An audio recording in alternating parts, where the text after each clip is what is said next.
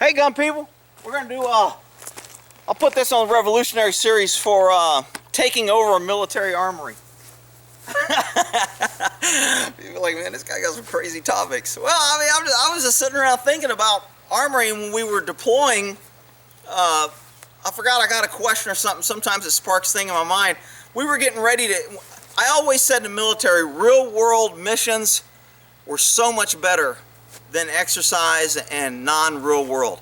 When there's a real world event in the military, man, you get everything. I mean, we're deploying and we're getting on a plane and we're clearing out the armory and we're getting cases of ammo, and I want a 90 millimeter cordless rifle. I want an 81 millimeter mortar. I want a 50 cal. In the Air Force, those are our heavy weapons that we have available in the armory for the cops when we deploy for everybody's ground defense, defending the bases, etc. So those are what's considered our heavy weapons, and I'm sure they have different ones now, but those are the three main ones that we had. And then grenades, whatever we needed. So, but when we needed that shit on the real world, you could just grab that shit. It was easy. But the rest of the time, I mean, there's so much paperwork, and you got to take so many rounds out to go to the range, and you got to say that you expended them, and you can't bring any back. And I mean, it was just a pain. But I was thinking about the armory, you know, and maybe it was on a movie. I saw something where they hit it, The Rock or something. I don't remember. But anyway, a military armory is a great target in any revolutionary act anywhere in the world. Whoever the military is, they're going to have better weapons, better ammo, better things, grenades, mortars, etc.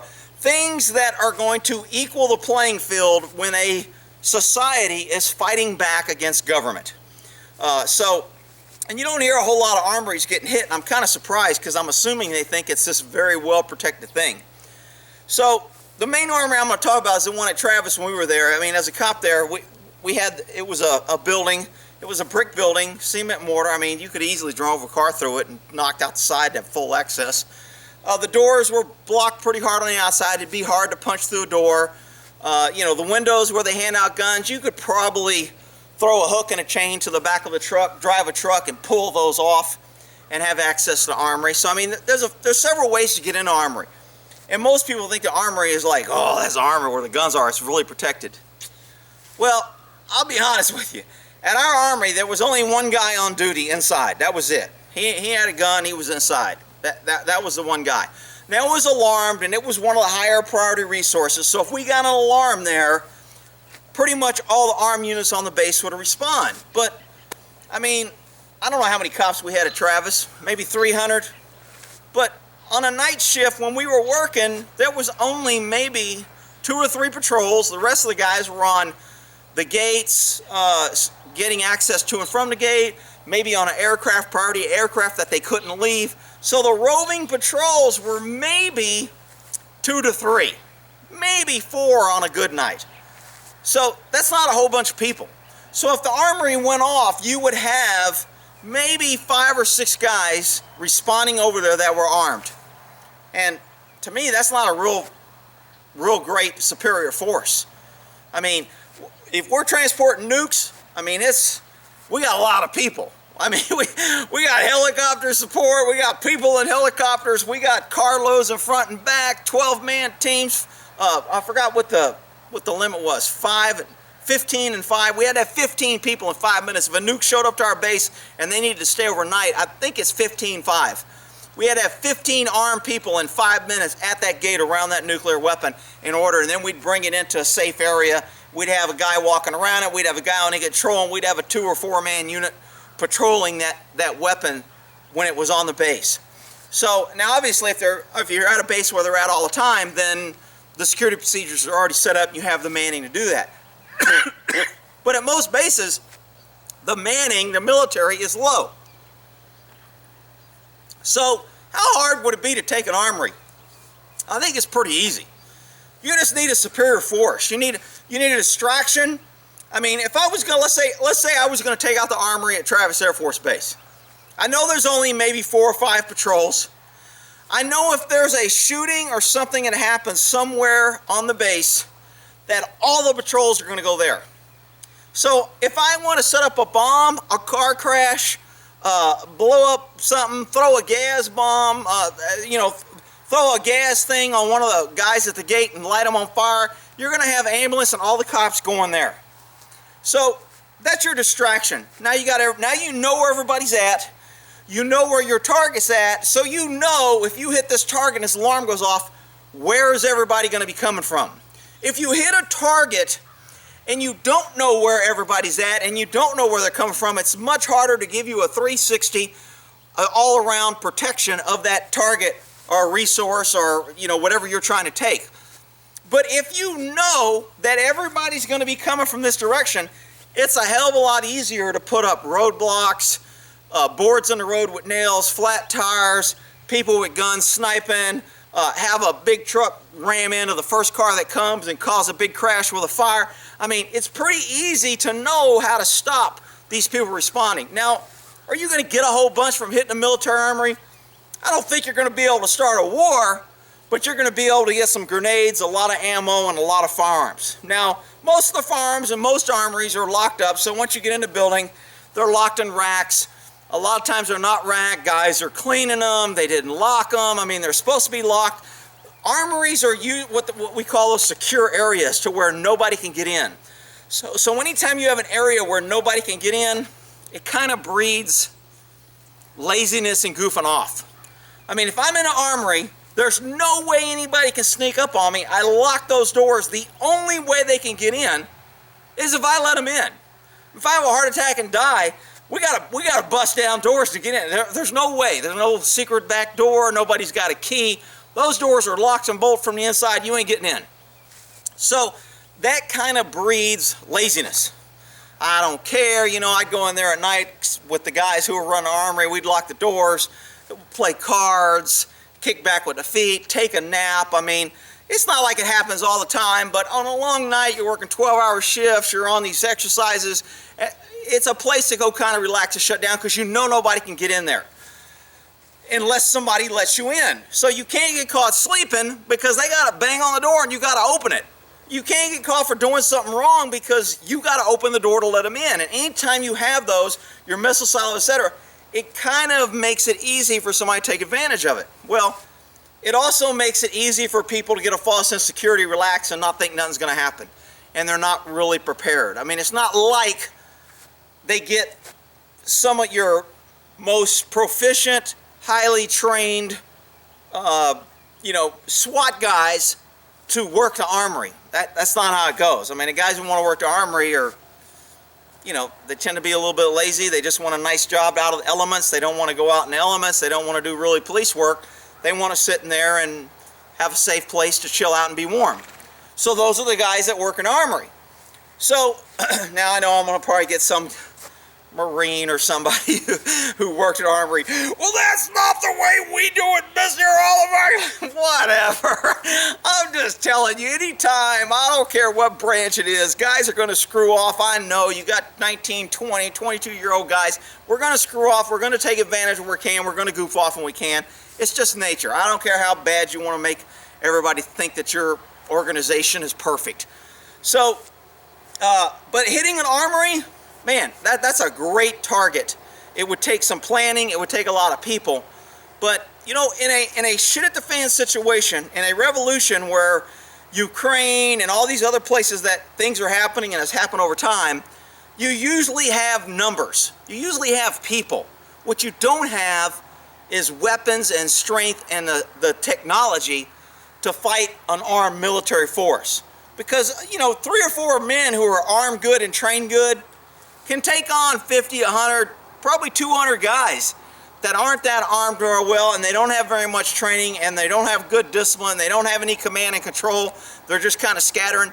It's going to be fairly easy for a good disciplined force to go in there and dominate and kind of raise hell and create havoc and be able to get in and get out pretty much unscathed. Now, can somebody get a lucky shot, or if everybody's got a gun?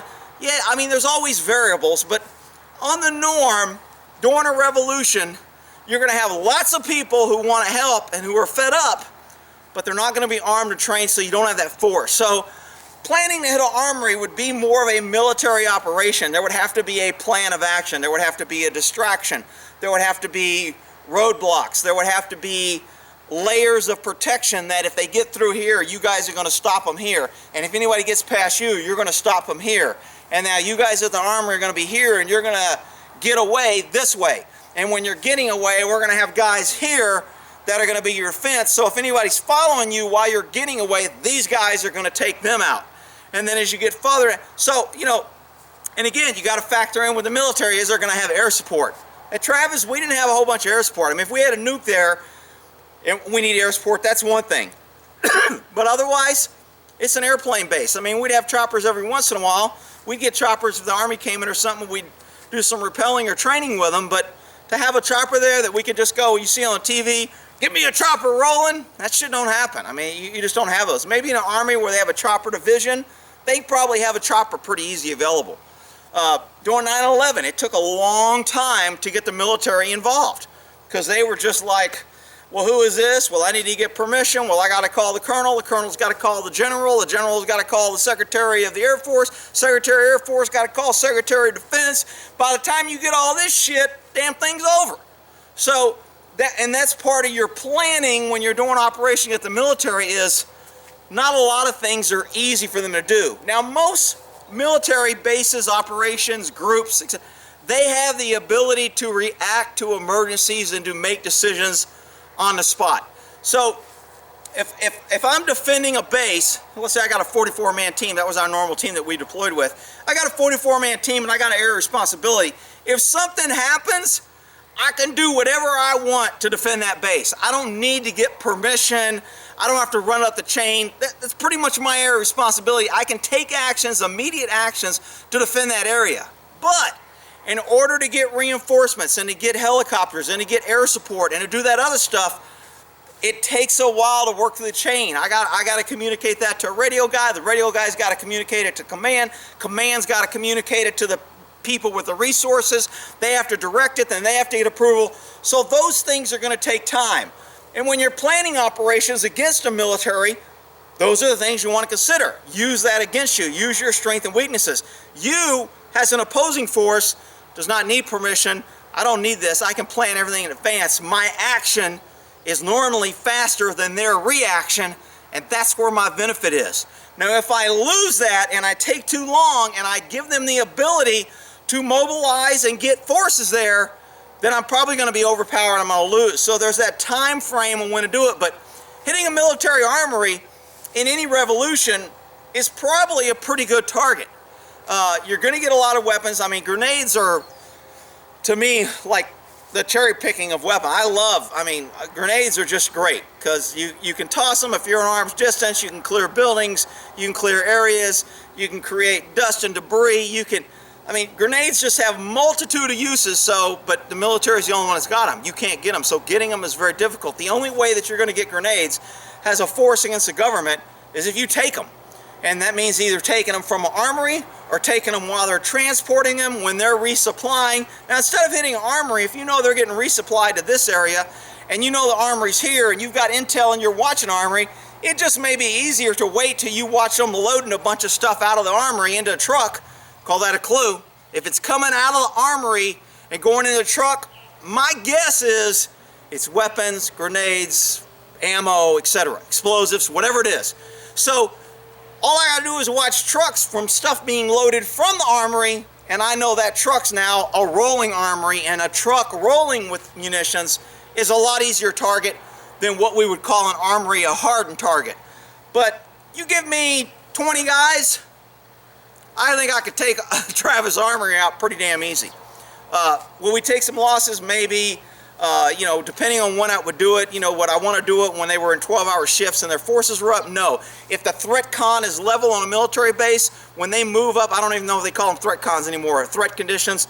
Anyway, there's always a condition, and you have normal operations, then you have basically enhanced, then you have, there's a serious threat, and then there's like, oh, shit's gonna hit the fan, we need everybody. So depending on what condition they're in, which is posted right at the main gate, so it's very easy to tell, that's how many people are available. The higher the threat level, the more resources and people they have available, so that's probably not the best time to hit. If there was a revolution in any country, I'm sure the military procedure is, we need to go up to a higher level and we need to have max people available. So securities are always going to be up. So if you were going to hit something like that, it would be better to hit it, first of all, early in the morning, late at night, between 3 and 4 is usually the best. Sometimes they have shift change between 5 or 6. So you don't really want to hit something during shift change because they double their forces during shift change. You have the people coming off and you have people coming in. So you have to figure out when they do shift changes, you want to hit in between those shift changes so you don't have those people there. And you want to hit usually late at night when people are tired, they're lazy, there's not much going on, and a lot of people work night shift, are usually hiding. They don't want to do a whole bunch. They put them there because they don't want them seen by the brass. They put them there because they're trouble during the day, because they don't like them. They think it's punishment. So your midnight shift is a good shift to hit if you want to take over some sort of, from my experience, if somebody was going to take over our military at any area. So again, I'm not promoting this or encouraging this by any way. I'm just giving, pointing out things that could be learning for the military if they wanted to look at that and go, you know what, there's some pretty good points here. Maybe we could work on this and fix this and change this. But anyway, is it that hard to take? I mean, a lot of people are scared of the military because they think everybody's running around with, my guys, when I work, carry shotguns in the car. Most cops on military bases, they carry their sidearm. They don't even carry a long gun. And with all the anti-gun shit, you can't even carry a gun off duty. I mean, they've made it so hard to carry a gun now, there's even less people with guns, which makes it that much easier because it's almost a no-gun zone, so it's just an easier target. I mean, when you soften a target by making it no guns, that's an easier target to hit, dominate, and take over, and take what you want and leave. All right, so we'll end that there on Revolution taking over military armories.